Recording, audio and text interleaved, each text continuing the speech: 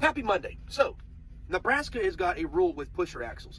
So if you got a 4-axle tractor, then you got a pusher axle, or some people might call it a dummy axle, or some call it a tag axle. But whatever it is, it's an axle that you can lower to help bear weight. So the rule is that the pusher axle has to have a certain percentage of the overall weight on it. And also that it cannot be more than 20,000 pounds on that axle. Matter of fact, they won't permit you for more than 20,000 pounds on any axle. That's it. Whether you got a trident, whether you got a quad or a tandem, 20,000 per axle is Nebraska's max. So today, I get to the Nebraska scale on 80 right before Lincoln going west. They pull me up on the scale, and here's my weight so I hit the scale.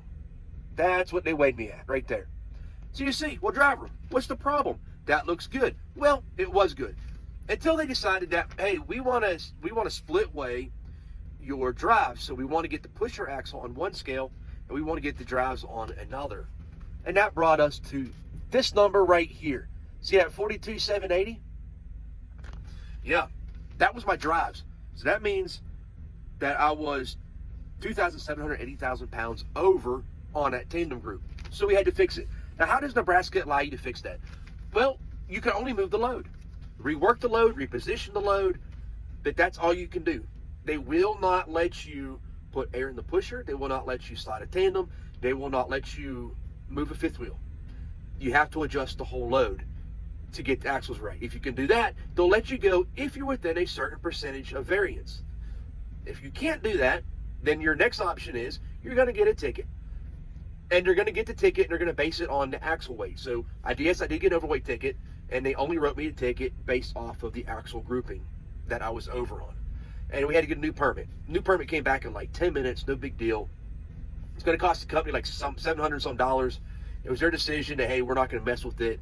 You're really close. Anyhow, we don't want to be messing with it all day long, and it's just going to be safer this way than you being out there by yourself, having to raise the back of the scraper up in the air to unchain everything and get the neck off and put it the back of the load down, then pull it forward and raise it back up and then reattach, rechain it. Like, we're not going to do all that. We're just going to pay the fine, and we're going to get you a new permit, and we're good to go.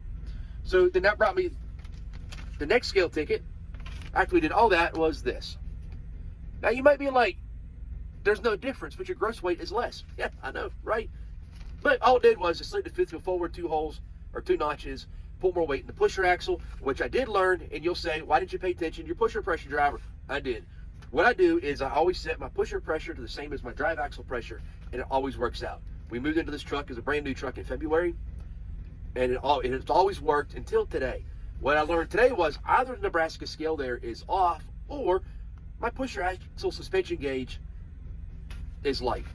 So when I put the pressure in it, I was just a hair under 10 over my drive pressure. But hey, I got back on the scale. They split weighed the drives, and I was good to go. So that being said, folks, yeah, it was one of those days. Anyway, be safe.